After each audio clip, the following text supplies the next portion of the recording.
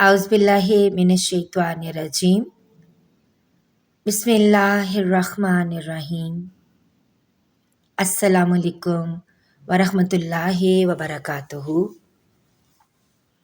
ناظرین و سامعین، welcome back to my YouTube channel نبی کی باتیں اردو اسٹیٹس۔ ناظرین، ہم نے سیرت النبی صلی اللہ علیہ وآلہ وسلم قدم بقدم پڑھنے کا ایک سلسلہ شروع کر رکھا ہے، جس کے ہم نے الحمدللہ 62 ابواب پڑھ لیے ہیں۔ آج ہم باب نمبر 63 پڑھیں گے۔ عنوان ہے تلواروں کے سائے میں۔ دونوں کے درمیان کچھ دیر تک تلواروں کے وار ہوتے رہے، یہاں تک کہ دونوں زخمی ہو گئے۔ اس وقت تک حضرت حمزہ اور حضرت علی رضی اللہ تعالیٰ عنہم اپنے اپنے دشمن مقابل کا صفایا کر چکے تھے، لہٰذا وہ دونوں ان کی طرف بڑھے اور عتبہ کو ختم کر دیا۔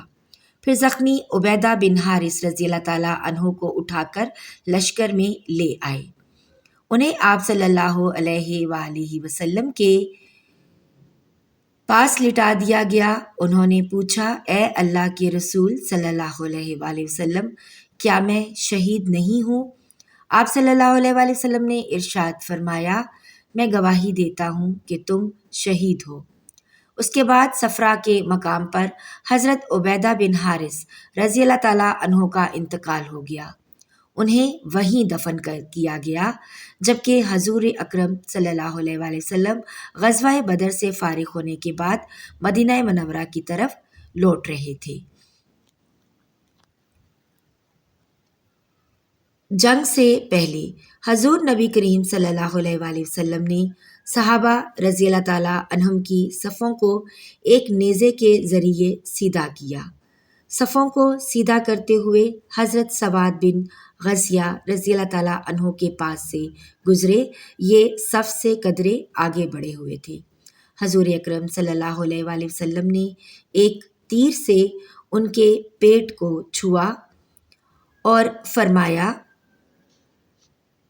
سواد، صف سے آگے نہ نکلو، سیدھے کھڑے ہو جاؤ۔ اس پر حضرت سواد رضی اللہ تعالیٰ عنہ نے عرض کیا، اللہ کے رسول صلی اللہ علیہ وآلہ وسلم، آپ نے مجھے اس تیر سے تکلیف پہنچائی۔ آپ کو اللہ تعالیٰ نے حق اور انصاف دے کر بھیجا ہے، لہٰذا مجھے بدلا دے۔ آپ صلی اللہ علیہ وآلہ وسلم نے فوراً اپنا پیٹ کھولا اور ان سے فرمایا، لو، تم اب اپنا بدلہ لے لو۔ حضرت سواد رضی اللہ تعالیٰ عنہ آگے بڑھے اور آپ صلی اللہ علیہ وآلہ وسلم کے سینے سے لگ گئے اور آپ صلی اللہ علیہ وآلہ وسلم کے شکم مبارک کو بوسہ دیا۔ اس پر آپ صلی اللہ علیہ وآلہ وسلم نے دریافت فرمایا، سواد، تم نے ایسا کیوں کیا؟ تو انہوں نے عرض کیا، اللہ کے رسول صلی اللہ علیہ وآلہ وسلم، آپ دیکھ رہے ہیں جنگ سر پر ہے، اس لیے میں نے سوچا آپ کے ساتھ زندگی کے جو آخری لمحات بسر ہوں وہ اس طرح بسر ہوں کہ میرا جسم آپ کے جسم مبارک سے مس کر رہا ہو، یعنی اگر میں اس جنگ میں شہید ہو گیا تو یہ میری زندگی کے آخری لمحات ہیں۔ یہ سن کر حضور اکرم صلی اللہ علیہ وآلہ وسلم نے ان کے لیے دعا فرمائی۔ ایک روایت میں آتا ہے، جس مسلمان نے بھی نبی کریم صلی اللہ علیہ وآلہ وسلم کے جسم کو چھو لیا، آگ اس جسم کو نہیں چھوئے گی۔ ایک روایت میں یوں ہے کہ جو چیز بھی حضور اکرم صلی اللہ علیہ وآلہ وسلم کے جسم کو لگ گئی، آگ اسے نہیں جلائے گی۔ پھر جب حضور اکرم صلی اللہ علیہ وآلہ وسلم نے صفوں کو سیدھا کر دیا تو فرمایا، جب دشمن قریب آ جائے تو انہیں تیروں سے پیچھے ہٹانا اور اپنے تیر اس وقت تک نہ چلاؤ جب تک کہ وہ نزدیک نہ آ جائے، کیونکہ زیادہ فاصلے سے تیر اندازی اکثر بیکار ثابت ہوتی ہے اور تیر ضائع ہوتے رہتے ہیں۔ اسی طرح تلواریں بھی اس وقت تک نہ سونتنا جب تک کہ دشمن بالکل قریب نہ آ جائے۔ اس کے بعد آپ صلی اللہ علیہ وآلہ وسلم نے صحابہ کرام رضی اللہ تعالیٰ عنہم کو یہ خطبہ دیا: مصیبت کے وقت صبر کرنے سے اللہ تعالیٰ پریشانیاں دور فرماتے ہیں اور غموں سے نجات عطا فرماتے ہیں۔ پھر آپ صلی اللہ علیہ وآلہ وسلم اپنے سائبان میں تشریف لے گئے۔ اس وقت حضرت ابوبکر صدیق رضی اللہ تعالیٰ عنہ آپ صلی اللہ علیہ وآلہ وسلم کے ساتھ تھے۔ سائبان کے دروازے پر حضرت سعد بن معاذ رضی اللہ تعالیٰ عنہ کچھ انصاری مسلمانوں کے ساتھ ننگی تلواریں لیے کھڑے تھے تاکہ دشمن کو نبی صلی اللہ علیہ وآلہ وسلم کی طرف بڑھنے سے روک سکیں۔ آپ صلی اللہ علیہ وآلہ وسلم کے لیے وہاں سواریاں بھی موجود تھیں تاکہ ضرورت کے وقت آپ صلی اللہ علیہ وآلہ وسلم سوار ہو سکیں۔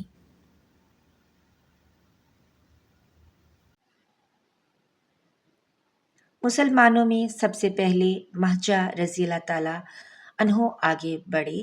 یہ حضرت عمر رضی اللہ تعالیٰ عنہ کے غلام تھے۔ عامر بن حضری نے انہیں تیر مار کر شہید کر دیا۔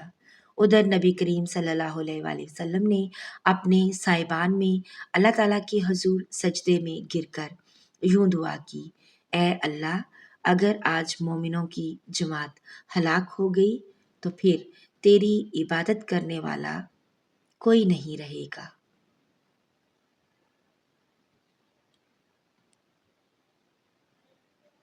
پھر حضور اقدس صلی اللہ علیہ وآلہ وسلم اپنے سائبان سے نکل کر صحابہ کے درمیان تشریف لائے اور انہیں جنگ پر ابھارنے کے لیے فرمایا: قسم ہے اس ذات کی جس کے قبضے میں محمد صلی اللہ علیہ وآلہ وسلم کی جان ہے، جو شخص بھی آج ان مشرکوں کے مقابلے میں صبر اور ہمت کے ساتھ لڑے گا، ان کے سامنے سینہ تانے جمع رہے گا اور پیٹھ نہیں پھیرے گا، اللہ تعالیٰ اسے جنت میں داخل کر دے گا۔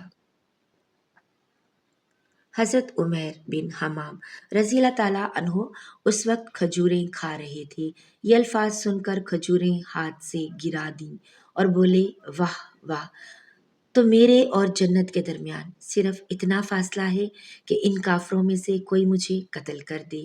یہ کہتے ہی تلوار سونت کر دشمنوں سے بھڑ گئے اور لڑتے لڑتے شہید ہو گئے۔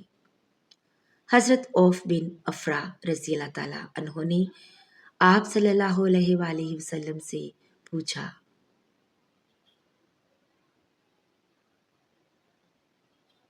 اللہ کے رسول صلی اللہ علیہ وآلہ وسلم، بندے کے کس عمل پر اللہ کو ہنسی آتی ہے؟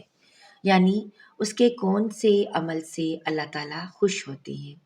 جواب میں آپ صلی اللہ علیہ وآلہ وسلم نے فرمایا: جب کوئی مجاہد زرہ بختر پہنے بغیر دشمن پر حملہ آور ہو۔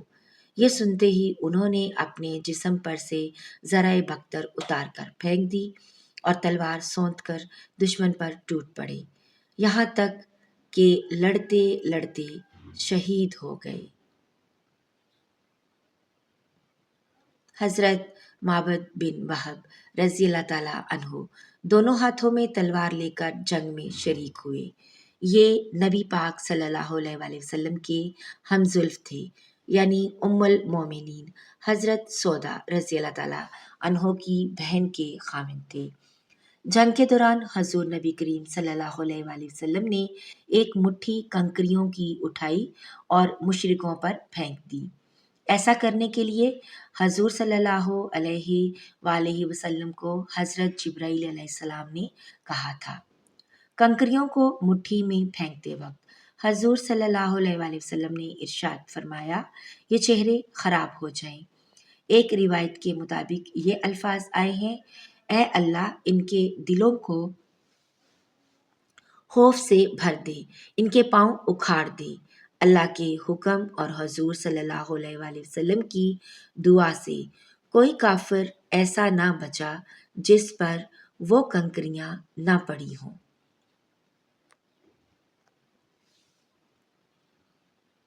ان کنکریوں نے کافروں کو بدحواس کر دیا۔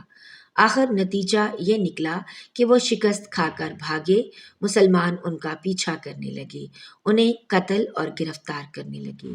کنکریوں کی مٹھی کے بارے میں اللہ تعالیٰ نے قرآن کریم میں ارشاد فرمایا، اور اے نبی، کنکریوں کی مٹھی آپ نے نہیں بلکہ ہم نے پھینکی تھی۔ سورہ انفال آیت نمبر 17۔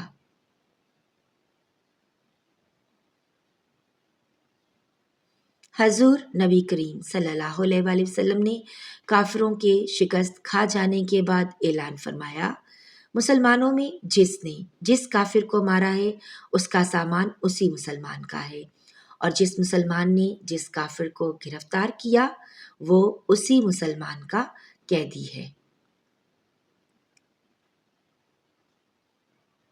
جو کافر بھاگ کر نہ جا سکے انہیں گرفتار کر لیا گیا۔